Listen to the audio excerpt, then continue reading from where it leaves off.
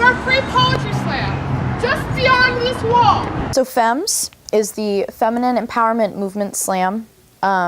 We began as an organization that was created in response to a lack of visibility of feminine voices in the slam poetry scene. There's this big poetry competition in slam called National Poetry Slam, and it happens every summer.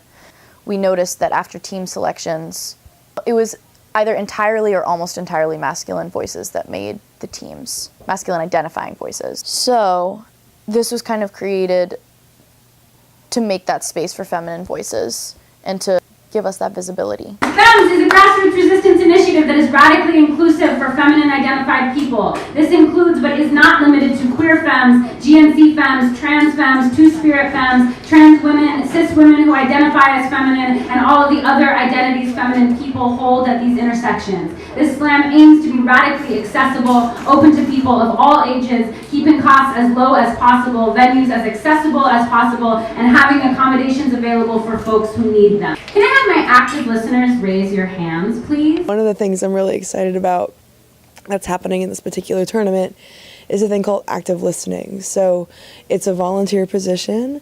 We showed up for a training on active listening, what that means, and essentially how to be a safe person for poets that just might need an extra, like someone to sit with them for any number of feelings that come up or like triggers that happen. There's also what's been created is called a soft room. And a soft room has like things to color and like fidget toys and like a blanket to just kind of hold. And so it's meant to be a quieter space that with low stimulation. It's absolutely available to anybody that could just use a quiet space and a listening ear.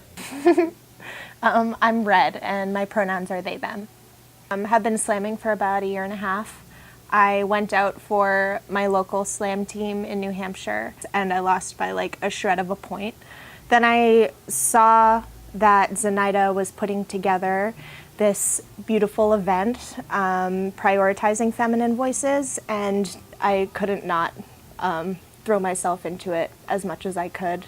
I think this is a space that's needed to exist in slam for a very long time, and I'm glad we finally have something. My name is Max May, and I use they, them, theirs pronouns. I think I feel really inspired to like share my emotions like in a way that is like so beautiful and so so fulfilling in so many ways. And I think my community in Boston is really what inspires me, like to see all of these other people who are like also so vulnerable and real and open and loving and giving is like so important, and they really inspire me.